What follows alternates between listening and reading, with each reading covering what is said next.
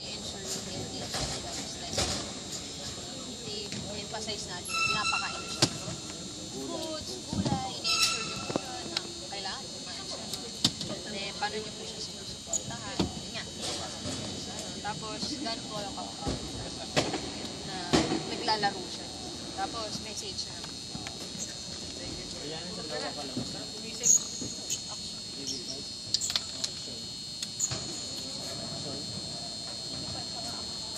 Dalawa pala, 25 ka ako.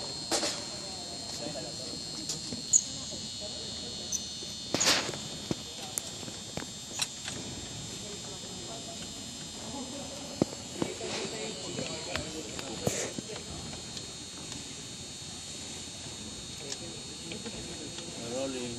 Daddy, bakit mo po pinasali? Pakilala ka, Daddy, tapos bakit mo pinasali si Dave? Ako nga pala si John Sorry, John. Daddy. Sa akin ka na lang to. Ulit po. Ako nga pala si John John Istigomen, father ni Dave Istigomen. Kaya ako pinasali si Dave sa Coca-Cola Youngstar PBA. Una-una gusto ko siyang makaiwas sa anumang bisyo. Tapos gusto ko ring mag-improve yung laro niya. Tapos dinidisiplina ko siya sa pamamagitan ng pagkain at pagtulog ng maaga, pagkain ng prutas, mabitimi ng pagkain. Ano pa? Daddy, paano mo sinusuportahan si Dave dito sa laro? Baba pala. Yan, okay. Paano niyo po sinusuportahan si Dave dito sa laro? Kaya ako sinusuportahan si Dave kasi simula pagkabata, hilig niya na talaga yung basketball.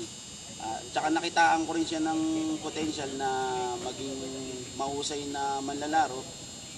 Kaya lahat ng suporta ibinigay ko, hinahatid ko siya sa pagtitraining. Minsan ako yung nagtitrain sa kanya. Tapos minomotivate ko siya na ganito ang gawin niya para maging tama yung mali yung ginagawa. Daddy, gano'n ka-proud na naglalaro si Dave sa Coca-Cola PBA? Siguro bilang isang magulang, proud na proud ako na nakapaglaro siya sa PBA Coca-Cola Youngstar. Dahil lahat naman ng magulang pangarap yung anak nila na makita na naglalaro sa gitna ng court. Ano din yung message mo kay Dave?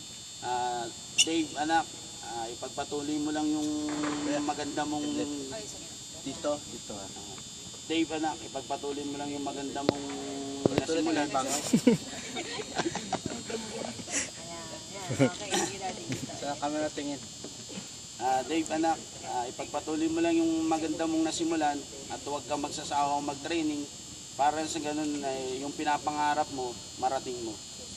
Thank you. Thank you.